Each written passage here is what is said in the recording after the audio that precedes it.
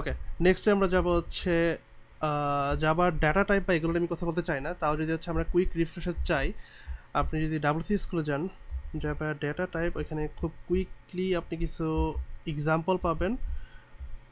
Just basic data type বা primitive data type যেগুলো আমরা জাভাস্ক্রিপ্টে বা অন্যান্য ল্যাঙ্গুয়েজ যেমন ইউজ করি, ইন্টিজার, ফ্লটের আবার কিছু আরও বাইট সাইজ বলে দেওয়া যায়, যেমন ফ্লট 36, ফ্লট 16 এরকম বলা যায়, অথবা আবার আপনি ফ্লট বলতে পারেন। এটা সম্ভবত 64 bit, I am not sure. তারপর ক্যারেক্টার বলতে পারবেন ইন্টিজার তো ইন্টিজার, যেখানে আপনি ডেসিমাল রাখতে পারবেন না, ফ্লটের মধ্যে আপনি ডেসিমাল রাখতে পারবেন।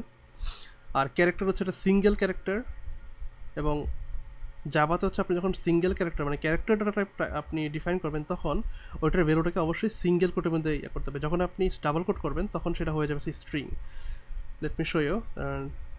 চার অর কার যেভাবে উচ্চারণ করেন, লেটার, যখন আমি কার করব বা চার, তখন আমাকে সিঙ্গেল করে দিতে হবে। এখানে যদি আমি এটা দিই, এইটা একটা ডেটা টাইপ ইরোর জাভাতে, এবং এটা অন্যান্য ল্যাঙ্গুয়েজে এরকম ডেটা টাইপ সিঙ্গেল কোড দিয়ে আসলে ক্যারেক্টার মিন করে।